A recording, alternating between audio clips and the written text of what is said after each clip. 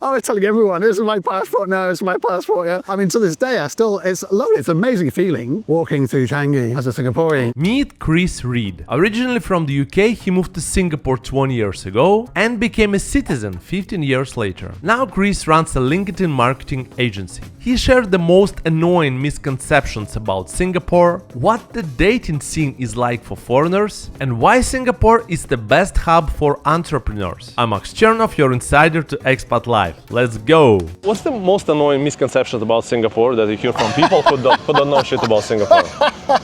So many. I get it all the time. I had comments this morning. People saying we're controlled. People saying we're authoritarian state. People saying you can't say what you want. It's like, none of that is true. Not a single thing of that is true. We're not authoritarian. We're a democracy. I vote all the time. I say what I want on my LinkedIn. Basically, it's not controlled at all, basically. Yes, it's crime-free. They don't let you spread lies and fake news and basically tell lies about people and defame people. But basically, as long as you tell the truth, and basically you fact check things, you substantiate what you're saying, you have nothing to fear. Yeah. You seriously have nothing to fear. So it's not none of these things but that's the perception that organizations and countries like to say about Singapore. And even the democracy thing really winds me up. It's like, we have 100% democracy because basically everyone has to vote. So basically you show me other countries, there's not many of them. Australia is one of them, for example, that has 100% voting. Yeah. The places like, you look at the US and the UK, where they've got governments elected on 27% of the population, the voting population, 27%. How is that democracy? I'd rather have a democracy where you have 100% people voting, and basically, and these days with social media, the other parties, the opposition parties, can do what they want, and they can post and they can do exactly what they want as a result of it. So I would say that. The second thing that winds me up is basically people saying things like, "Oh, you can't chew gum." It's like, yeah, you can't chew gum for a reason, because if you both know, if you've been to London or Sydney or New York, you see all these black marks on their roads. You actually can chew gum. Yeah, you can chew, correct. You can't even buy it. I just got, at the chemist, if I'm allowed to say it, I just got from the chemist, from the pharmacy. I got chewing gum and I imported to Singapore for my own use. It's just you cannot buy it. And you can't basically throw it out onto the roads, because what happens in places like London, they spend tens of millions of pounds cleaning it up. Yeah. Because it's this horrible. What happens is people throw it down, then just stamp it in, and then basically gets on the pavement. It can't go out unless you get one of these laser hose down. Yeah. And it's disgusting. You see all these black marks and white marks. So Singapore avoids that bill by not having any chewing gum. By the way, in Singapore, you hardly see any police, and that actually helps a lot with the peace of mind. But what also helps, you can go to a cafe or hawker store, you leave your phone just on a table and go to the toilet or to order your food. And this is awesome. You cannot buy chewing gum in Singapore, which is fine, but you can get a Revolut card and buy anything you want in over 150 locations across the globe. But today I will stay humble and just go for my favorite fried kway teow, that one for $6 one. Hey, fried kway teow. Yeah, thank you. And hot kopi si kosong as well. Hi, hot kopi si kosong. Thank you. Can? Visa. 你要什么？ Thank you.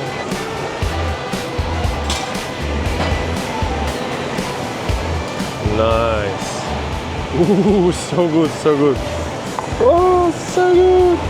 Look at this. I customized my Revolut card to match this YouTube channel's vibe. It's super cool. You can personalize your card with stickers, tags, drawings, right in the Revolut app in minutes. Every meal I buy with this card gives me up to 1.5% cash back. So technically, now eating kway teow is a pretty good deal. Speaking of good deals, even while traveling, this card helps me save money. With Revolut, I can exchange and hold over 34 currencies at great exchange rates.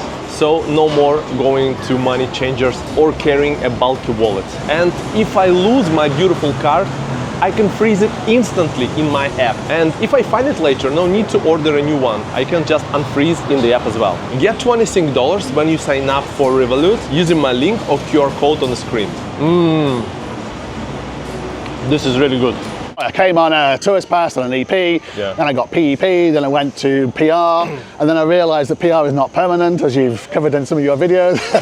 The government can cut it up in a minute. So basically I realized you had to be Singaporean to really stay here for the rest of your life. And I already decided I'm never going to go back to the UK. Yeah. So basically, this is the way to do it. For PR, you obtain PR, but then you need to renew the entry pass every 5 years. And then let's say if you decide to live abroad for like a couple of years, and then there is a chance they will not renew your PR. Yeah, because you have to keep paying the CPF. Yeah. If you don't pay the CPF, they can cut it, or they can limit it, or they can decide to basically do that. Yeah. So you also get more respect, I found, because when I was like a tourist, when I was like just a PR on an EP, no one really, everyone thinks you're just transient, you're going to leave. But since I became Singaporean, basically people take you more seriously. And I've won much more business from Singaporeans than now I'm Singaporean than before I was Singaporean, because people before that were going, oh, he's going to leave anyway, he's just one of these transient expats. But actually now, basically, and also it's the reason why I can also post about Singaporean news and topics, because I am Singaporean,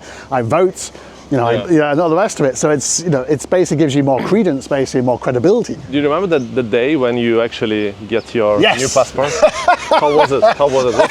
What You was know why, Max? Because it's my biggest ever post on LinkedIn. I got 1 million views. Oh shit. Okay. I've never beaten it. I never will. But you know why, Max? Because half the people basically were saying, huh, how did he manage to get that? And then half the people were going, fantastic. Yeah. So it wasn't all a positive reaction. Yeah. That's why you got 1 million views. Yeah, that's why I got 1 million views.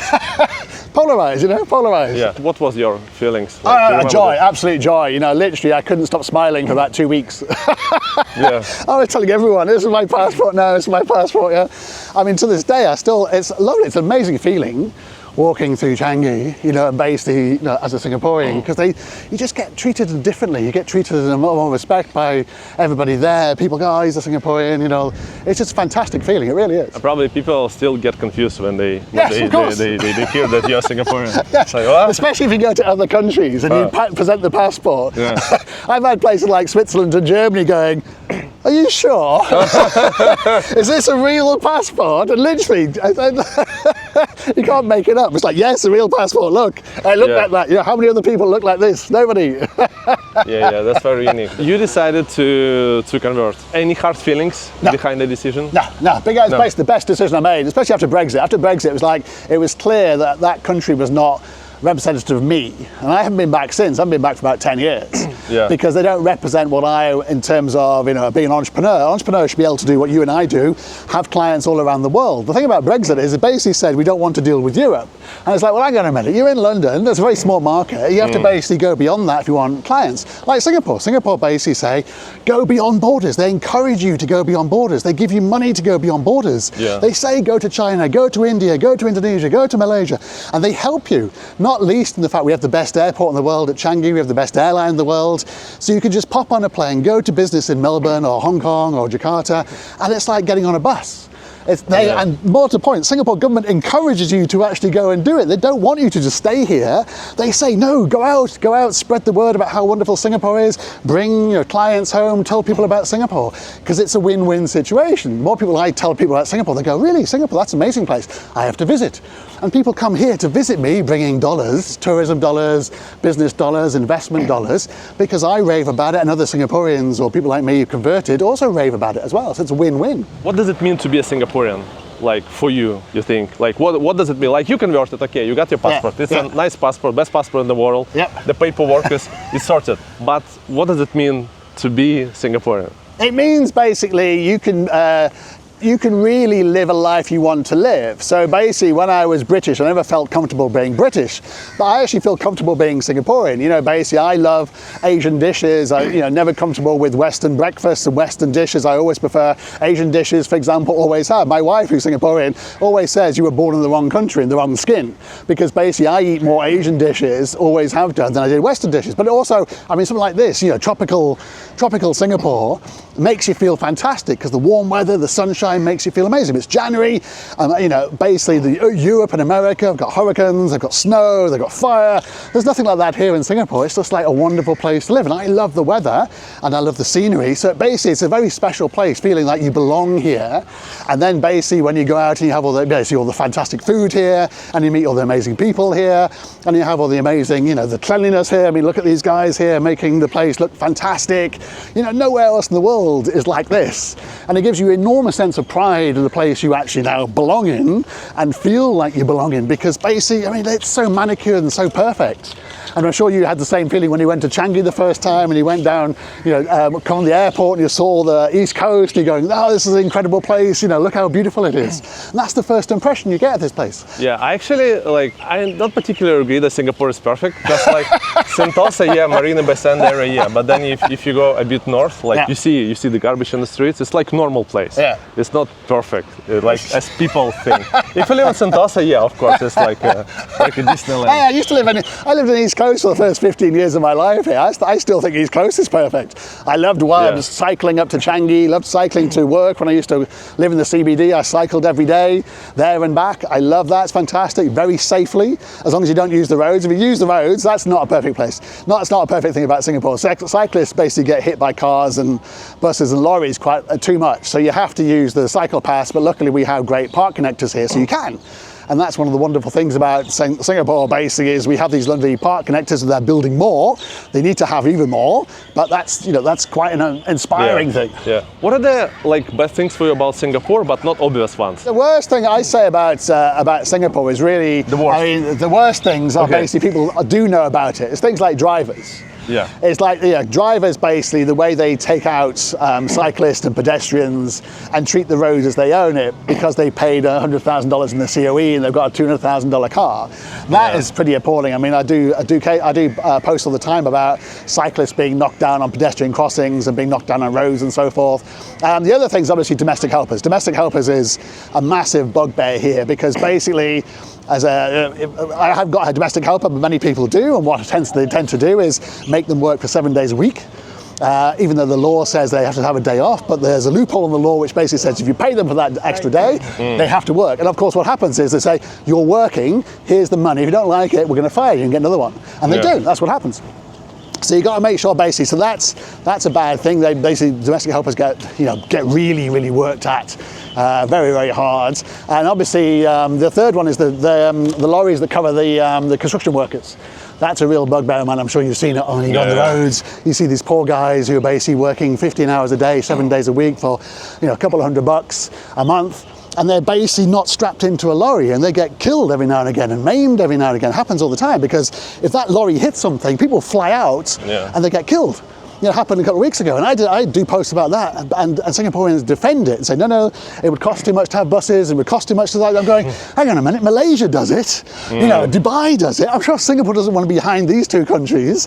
We should be setting a standard for protecting workers, not allowing the poor guys to be killed. They're building our MRT, they're building our HDBs, they're building our hawkers, they're building our country. We've got to treat them with respect. So that's always I will disagree with true blue Singaporeans on those two issues, particularly because domestic helpers and construction workers, they're two bugbears. Whenever I do posts about that, it splits the audience perfectly in terms of expats and locals, basically.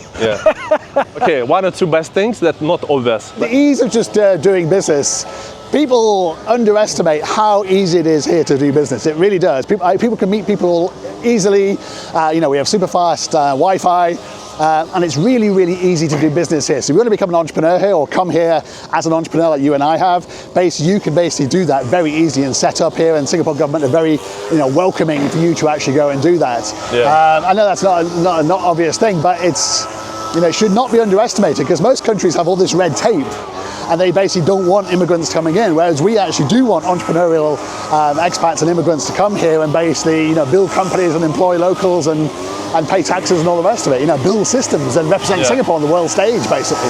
Yeah, that's what I heard from my Singaporean friends who do business in Singapore. They say a lot of the proportion of foreigners doing business in Singapore is much higher than proportion of Singaporeans doing business. In Singapore. Yeah, I would say that, because that's the risk. If you've come here, you've taken a risk. I left London.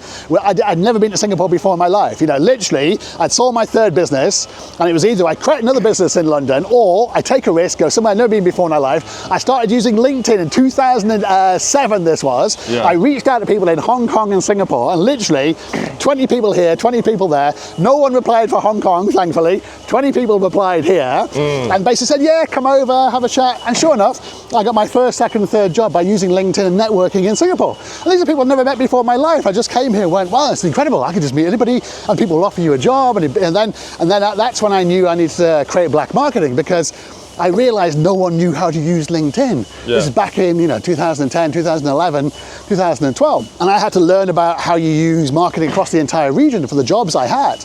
And it was an incredible learning experience going to places like China and Indonesia and Philippines and Cambodia and Sri Lanka and Australia and all these other places I'd never been to, basically. And suddenly now I've been to every single, major, or not even major and minor kind of Asian city, and basically tried to do business there by, bringing my company there and realizing which countries can afford us and which countries can't, which is also fantastic to realize, because in Europe, basically every single country is basically the same. They can all basically afford your services because they're all very wealthy.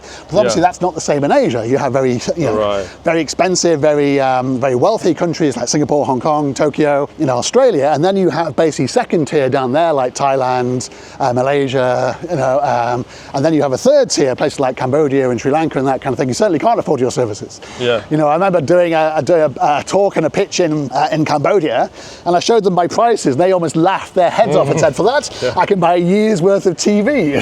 Good point. Sure. So basically, you have to realize that not everyone's going to buy your services in all parts of Asia and adapt your pricing and product strategy appropriately.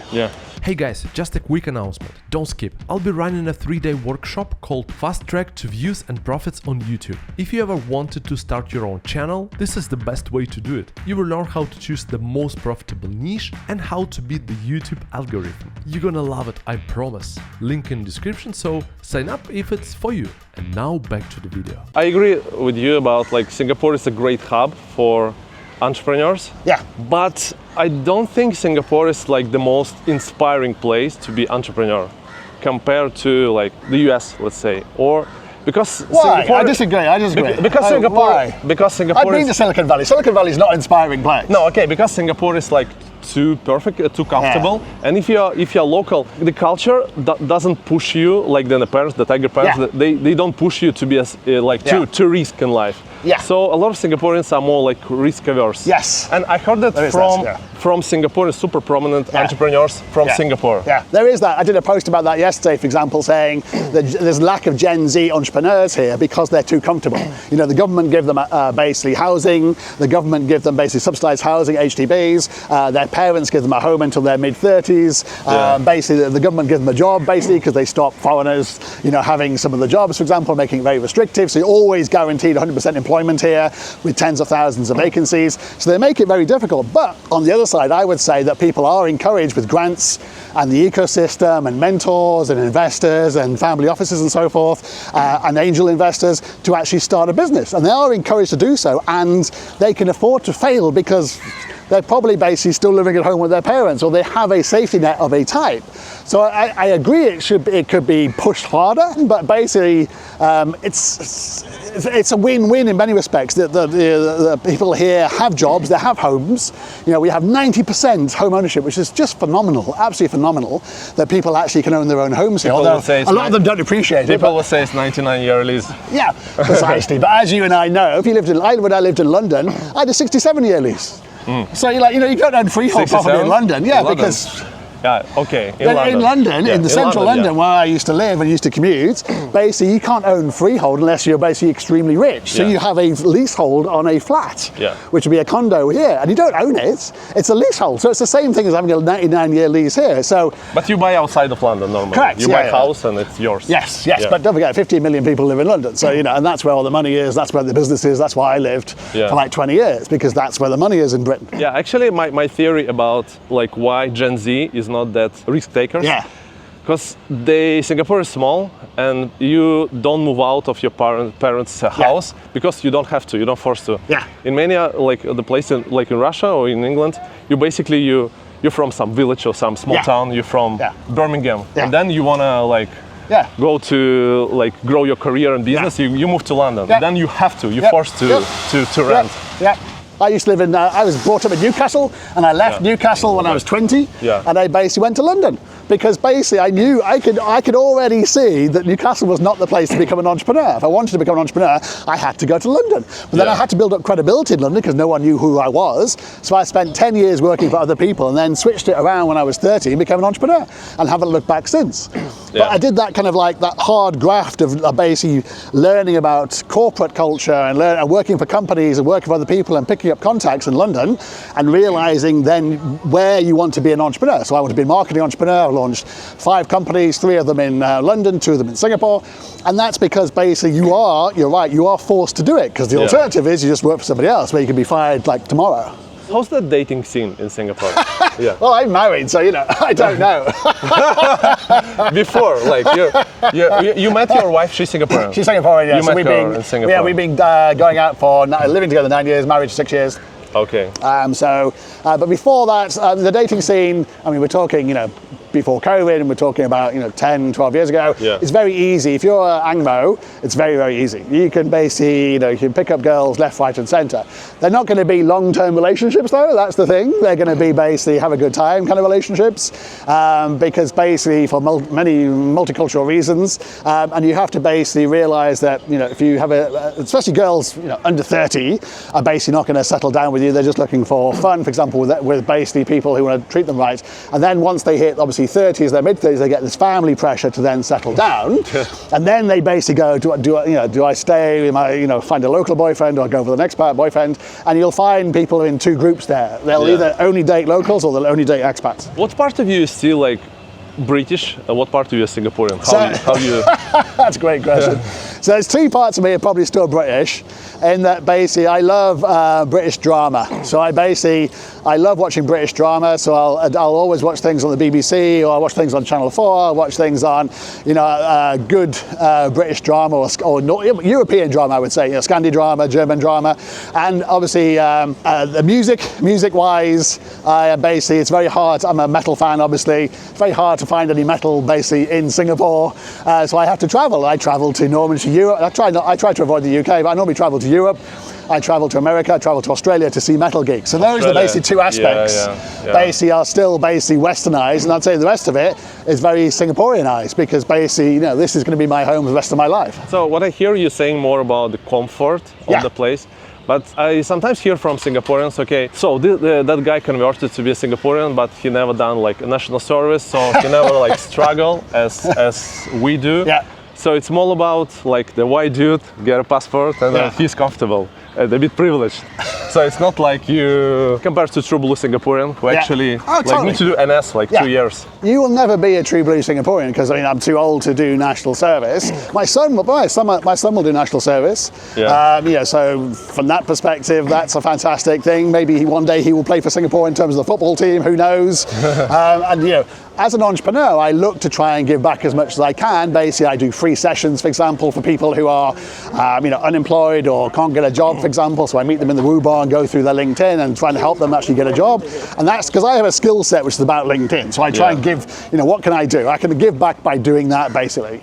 That's the best way of giving back. Practical advice which can actually physically help people get new jobs or get new clients or get investors. That's something that I take a lot of pride in. So you can see people, as soon as we give them advice, they change their profile and they can get a job.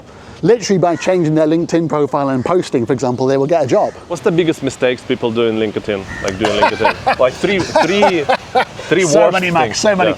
So number one, I would say, is the banner. So the banner at the back, the banner, most people don't have one, or have one of, say, Singapore, which does not represent their personal brand, their company brand. They'll have a banner which have words on, which you can't see on the mobile. Because on the mobile, your photograph doubles in size, so basically you have words on it, you can't see it. If you stretch it across, for example, it looks okay on the laptop, on the mobile, they haven't checked the mobile, and it looks terrible, it's cut off. So that's number one. Number two is not activating things like featured section and services section, and basically not posting. Not posting is horrendous. 90% of people, 99% of people on LinkedIn don't post, and it's really, you have to post on LinkedIn to get the most out of it, because if you don't post, no one knows who you are. Literally like that. And then if you don't use the sales functions like Sales Navigator and Smart Links, you're not basically generating leads. But before you do any of that, you have to have a complete profile. Most people don't have a complete profile, and they think it's okay what they do. And it's not helped by the fact that LinkedIn don't really help people, don't really explain what you have and what you don't have, and they're always taking away features. They're launching features and taking away features, and someone who was there yesterday is no longer here today, for example. So basically you have to really nail down to the detail of what's on LinkedIn, how to use LinkedIn to get the most out of LinkedIn. That's why people come to us, because I know every single thing there is to know about LinkedIn, because I use it every single day and I test it. And I'm prepared to fail on my profile and say, that didn't work, let's not do that. Or that did work, let's do that. So for example, at the moment, newsletters. I'm finding LinkedIn newsletters are being absolutely fantastic because they're driving people basically to my content who are not even on LinkedIn.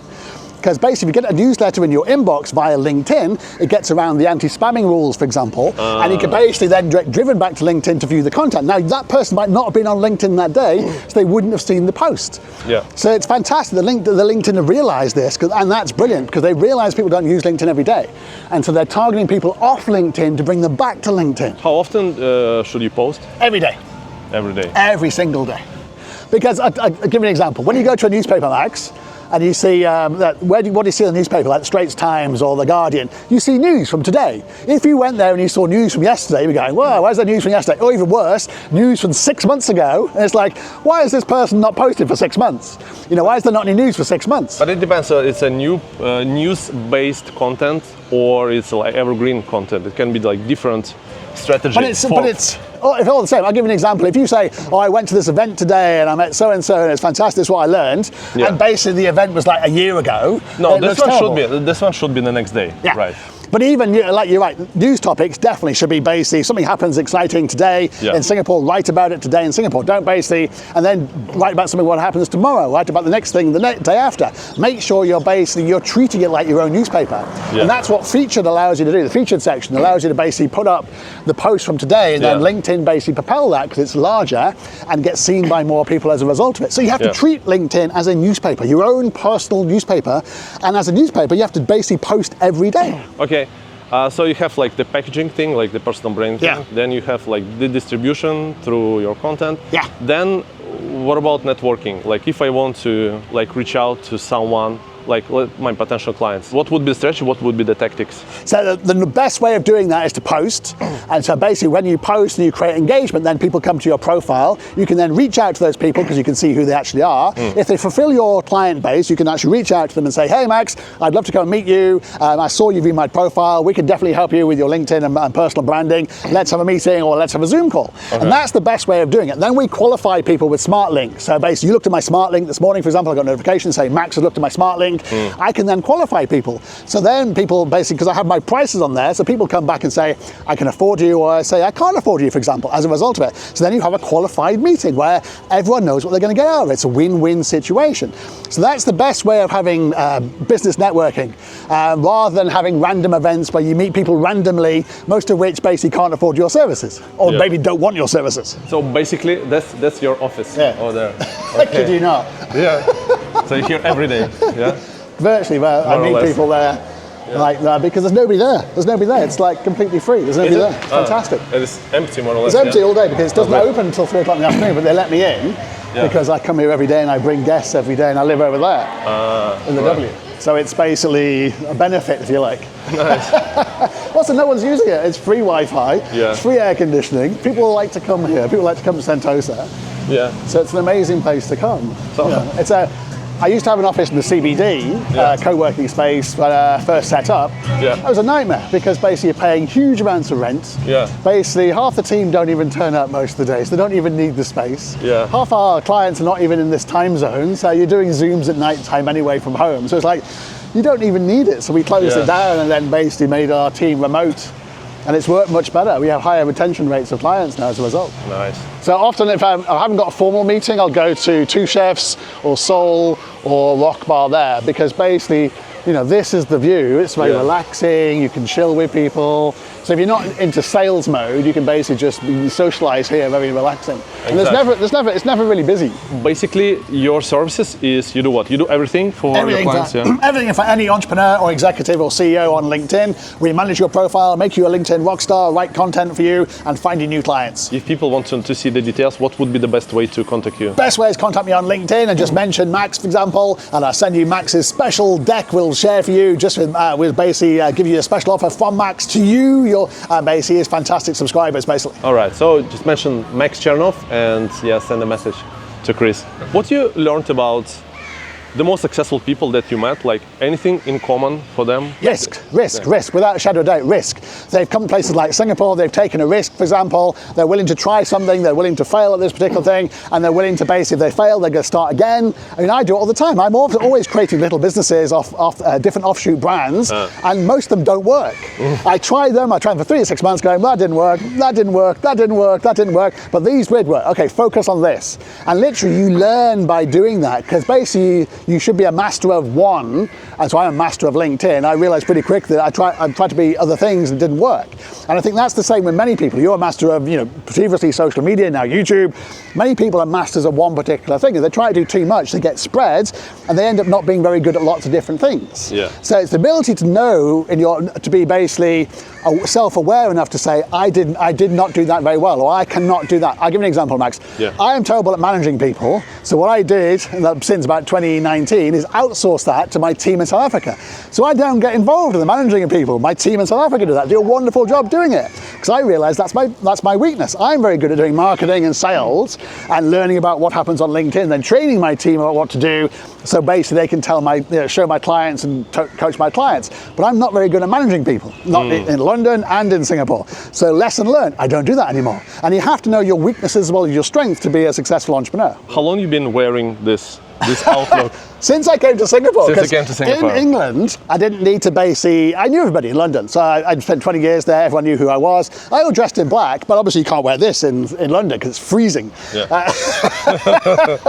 And I didn't have a mohawk, I had spiky hair. And I realized when I came here, I needed to do something different. So I kind of effectively reinvented myself and then created this mohawk persona, which has basically taken on a life of its own now as being the only CEO with a mohawk.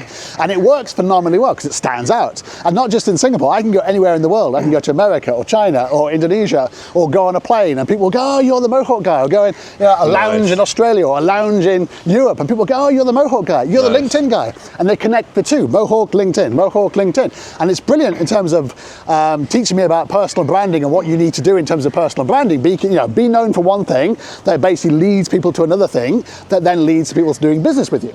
Yeah. And that's the key. Like you're the YouTube guy, you're the Singapore expat YouTube guy.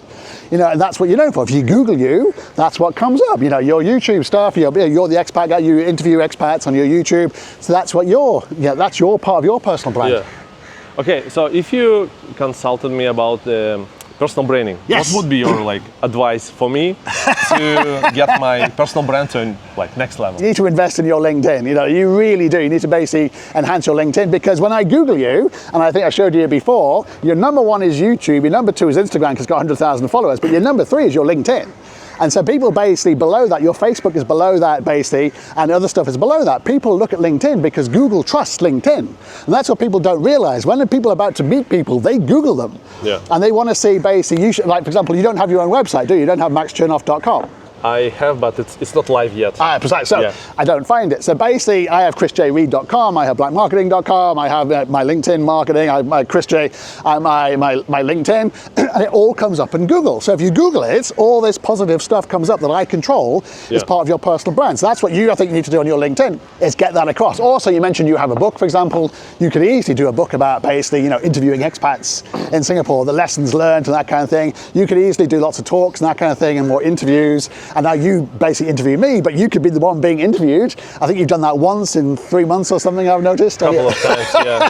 I did some radio and YouTube shows. Yeah, so basically you could do more of that to enhance your personal brand that other people are sharing.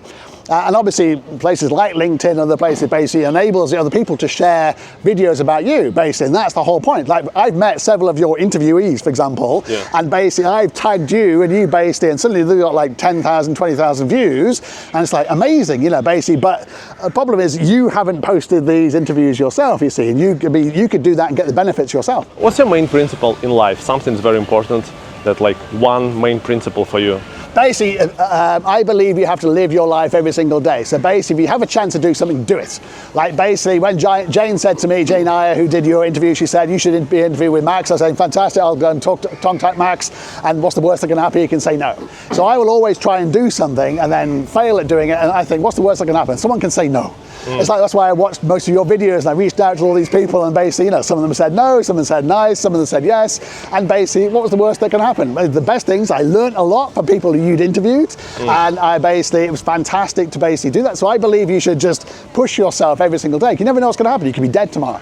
Literally, no one knows when they're going to die. So basically, you should embrace every single day and try to do things. That's why I travel the world, going to see Metallica concerts and metal concerts, because one, I don't know if the artist's going to be around. They might die, because that happens all the time. And second of all, it's like, if you don't do it, what else are you going to do? You're going to sit here and complain, oh, they're not going to come to Singapore, oh, this is terrible. It's like, no, I'd rather do something about it. Get on a plane, which is easy, and go and see a concert, because you can. You know, literally nothing stopping you doing it. And people being negative, going, oh, yeah, you know, I don't want to see this concert, I can't see this concert, I can't do this. It's like, it's a negative attitude. You should have a more positive attitude. So I believe, I'm an entrepreneur like you have a positive mindset in the morning. You get up in the morning and you basically ask people for money. And you know, if you basically weren't a positive person, you get depressed by the amount of people who are saying no or didn't reply to you. But you can't be like that as an entrepreneur. You have to go, yes, I'm going to pick up clients today. I'm going to ask people for money. They're going to say yes. Yeah. All right. Awesome. What's the meaning of life for you? The meaning of life is basically metal concerts. It really is. the best answer ever.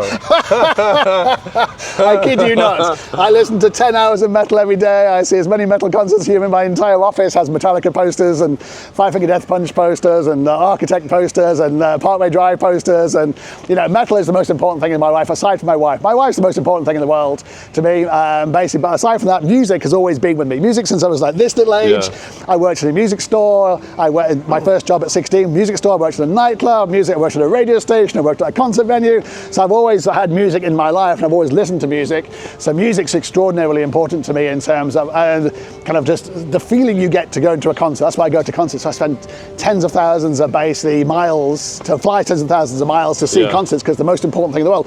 And you can't replicate it on YouTube because every show is different. I saw Metallica 10 times last year. Oh. Every single show was different. Every show was different. Like in Munich, there was a thunderstorm. So it's outdoors in the Olympic Stadium. There was a thunderstorm, there was lightning and rain. Everyone's getting drenched. You know, Lars and Robert were on stage getting completely drenched, you know, literally trying to play the drums and sing with the lightning and the rain. Literally, you're not talking normal rain, torrential rain and lightning bouncing off the stadium. And people are looking up and going, this is amazing. You know, it's like, but then in Finland, there was no darkness, because it was summertime, so there was just lightness forever. So they had moth in flame, they had these flames going up and going, can't see the flames, there's no flames, like, because it was so bright. And that's what I mean, every single show was completely different. Plus they changed the set as well, played different songs.